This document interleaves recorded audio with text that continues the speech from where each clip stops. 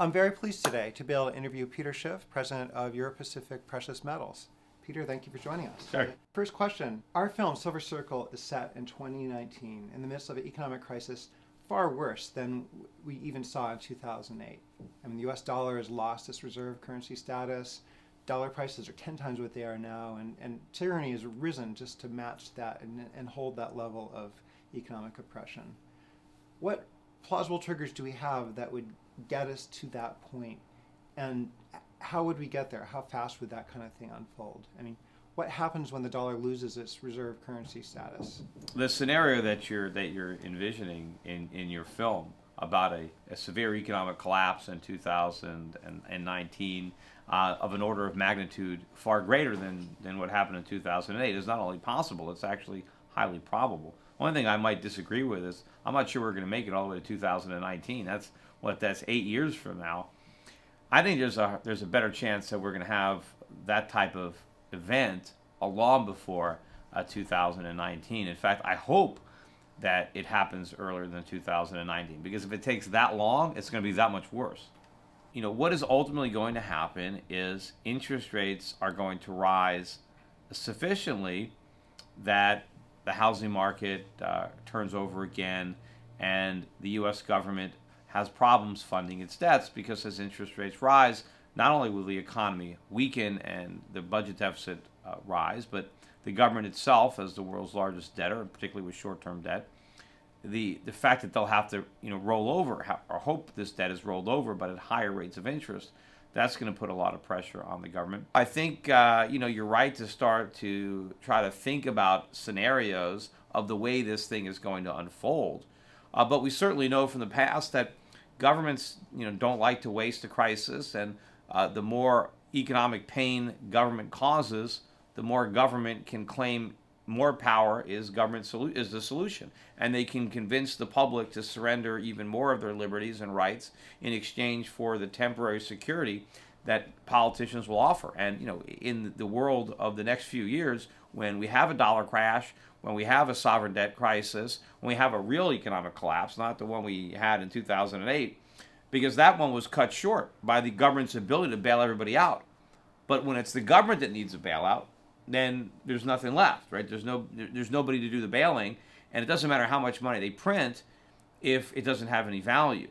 And so you're looking for runaway inflation or hyperinflation, and that kind of civil unrest, black markets, martial law, curfew. I mean, there are a lot of things that could end up happening in this country that nobody is really fathoming. I think the type of civil unrest that might erupt in our cities will be far less civil than what happened in Egypt. I mean, I'm quite surprised at all those people in the streets and how little damage was actually done. There wasn't a lot of looting. I mean, we get more damage in a typical blackout than they had in Egypt during that entire revolution.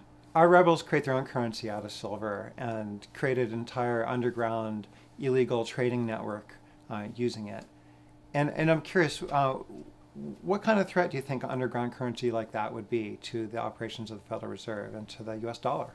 Well, anything that competes with the Federal Reserve's irredeemable currency would threaten it. I mean, the Federal Reserve depends on there being actual demand for the currency that it's printing.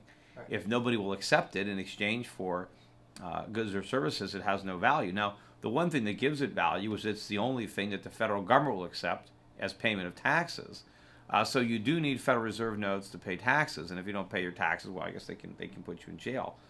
I think what will happen, of course, is as you get the black markets, people will realize that they don't want to transact in dollars because they won't be able to trust them. They won't know what their value is going to be. If you're a merchant and you sell something, you take dollars, the dollar might lose so much value by the time you try to replace your inventory that you would have been better off not selling. So if you get a currency that's really in free fall, you've got to look for alternatives, and the market will develop them. If you go to other countries, a lot of times there are stores that will only accept dollars or euros. They won't take the local currency. And you might see that here. If the government makes it illegal, then it will be all underground. I mean, right now it's not illegal. I mean, if I wanted to, I can open up a store and I can say I only accept euros or I only accept silver. It would be difficult for me to keep track of my income because the government, it's very complicated. If the government would get rid of the capital gains tax on gold and silver, or as Ron Paul would want to do, then it would be very easy to do that. But the tax laws make it much more complicated. But it's not illegal. Why is silver and gold dangerous to the Federal Reserve now? And what do you make of the current lawsuits contending price manipulation in the precious metal markets? There's a lot of conspiracy theories out there about why aren't gold and silver prices higher than they are. I mean, look, they're going up. I mean, silver's $30 an ounce. 10 years ago, it was less than $5 an ounce. So, I mean, the price is hardly being suppressed. I mean, if there was a conspiracy to keep the price of silver down, it certainly didn't work. Gold is at $1,300 an ounce, rose from under $300. So prices are rising. Now, do you think they should have been rising faster? Well, who knows? I think they will rise much more ultimately. And so to me, the fact that they haven't risen more is a good thing, because that means more people who don't own gold and silver have the opportunity to buy it before it gets any more expensive. And our grand economic disaster scheme, what are we missing?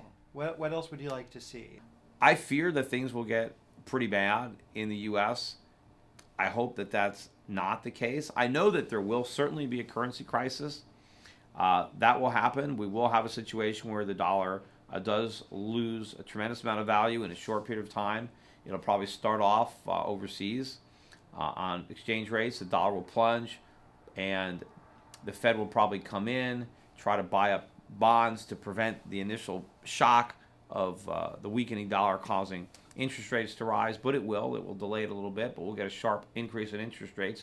But before that happens, when the dollar plunges, you will see immediate increases in energy prices, food prices, clothing prices, even consumer electronics. All the things that we import will immediately go up sharply in price. Even the things that we don't import, that we are capable of exporting, will go up in price, because all of a sudden American businesses will find that their foreign customers are much richer and can pay much higher prices than their now much poorer American customers. So more of our own goods are going to flow out. And then you're going to see a lot of money coming back, a lot of cash. People, you'll start to hear or offers, just today, it was the day that the Germans bought the New York Stock Exchange.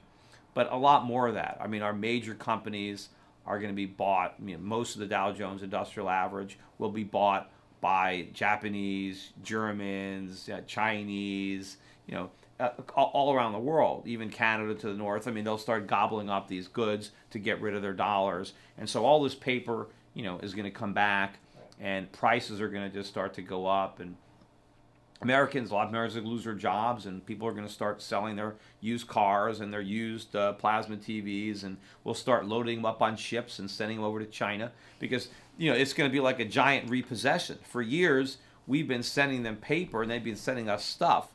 Well, what's going to happen when the dollar plunges is it's going to be the reverse.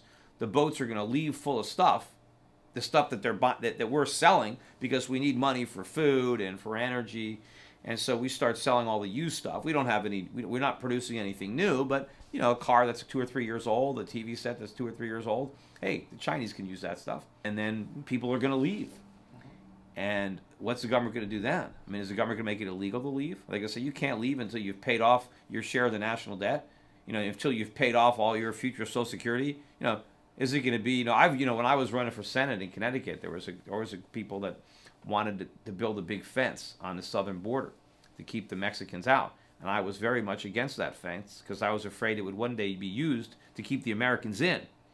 And this is so this is that's what happened in Zimbabwe. Actually, they had a great flight of all the educated and smart people left the country. Well, that's what they're going to do. I mean, they're not going to stay here and put up with all these taxes and inflation and regulation. They're going to leave. I mean, we're a nation of immigrants. All 4 of my grandparents came here in search of opportunity. So they came here for economic reasons. Right? Our kids can leave for the same reasons. If we make it so difficult here, people will pick up and leave. I mean, what about civil war? What if one of the states wants to break away? What if the government, wants to go in one direction, but some of the states say, no, that's unconstitutional, we're succeeding? Then what? Is it going to be another civil war? I mean, what's going to happen there? Is the American military, let's say Texas or Alaska wanted to secede, what's going to happen there? By the time your film comes out, it could be history. It might not be. It doesn't. Because I think we could have a real collapse in this year in 2011, maybe 2012. But I think if we get through 2012, 13 or 14, I mean, it's going to hit the fan. I think we're going to have that crisis. I mean, you're seeing the crisis in Greece. You're seeing the crisis in Ireland, Portugal. Iceland had a crisis. So we're working up the food chain. It's not going to take until 2019 to get to the U.S. And you see, Ireland and Greece, they have Europe to bail them out. No one's bailing us out. We are too big to bail, right? It's not that it's too big to fail.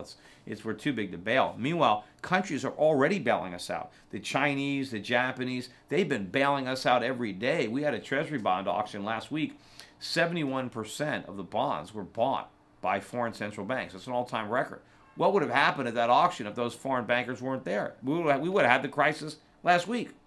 So it's only a matter of time before they wise up and stop doing that. And look, when the dollar plunges, look, if the dollar were to collapse by 90%, that would bring the price of gas up tenfold for us. And so how would we afford it? I mean, people think, oh, gee, gas is expensive at $3 a gallon. Imagine it's $30 a gallon.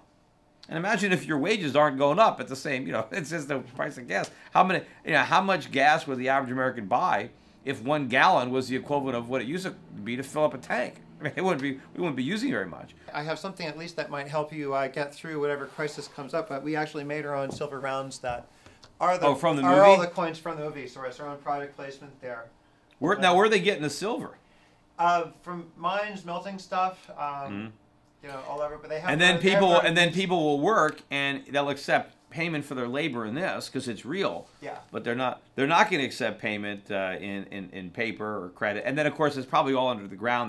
They're not claiming income taxes on it. Right. We show transactions where people are negotiating for silver versus dollars and that kind of thing, just to try to show the. Yeah, and plastic off. Yeah, that's why it's important for people to have physical silver in their possession. We have a company, EuroPac Precious Metals. Right. But for that occasion, and so you can barter, so you have a medium of exchange, and if you have to go underground, I mean that you have it, in your possession.